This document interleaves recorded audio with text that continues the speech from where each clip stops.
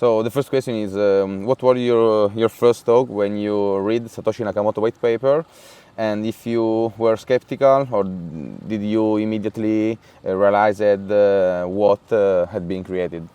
So my first thoughts were that he had solved sort of outstanding problem, because people were trying to figure out how to create a decentralized electronic cash system since DigiCash, which was a centralized system, went bankrupt and it stopped working. And so the lesson people took was, well, centralized systems are a point of failure, so we need to, if we want to see electronic cash, we have to make it work decentralized.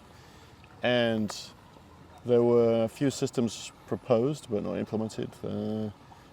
Weidai's B-Money and Ixaba's BitGold, and they had some open questions really about how to control inflation, and so I think Satoshi solved that in a more elegant way by introducing the difficulty adjustment and controlling the supply and letting the market find a price. And so I thought that was great that he'd solved this problem. But of course, Bitcoin doesn't have as much privacy as the much earlier systems like DigiCash. So I think some people thought, well, it's good he solved the decentralized double spend and inflation, but pity there's not more privacy. And then the other big question was, would it take off? Would it bootstrap? Would it get lots of users and trading and a price and use and adoption, that kind of thing? Okay, great. Thank you. And how did you react to Satoshi Nakamoto departure from the scene? Well, I didn't really notice, because after it was launched, I read some of the early discussions and was kind of thinking, well, let's see if it bootstraps. And so I didn't get more actively involved until maybe 2013, perhaps a little bit reading in 2012, and really try to ask a lot more questions about how it worked in detail. So, and then around then I went back and read the discussions on a Bitcoin Talk forum, and it was only then I saw, that he'd left involvement some years, I guess somewhere in between 2008 and 2013. Yeah. So I didn't really exchange any emails with Satoshi except in 2008 and 2009. But there were more discussions on forums from like 2009 to, I guess. Yeah, like another normal guy. Yeah. So I missed that kind of point where he was discussing, and then less, and then left. Yeah.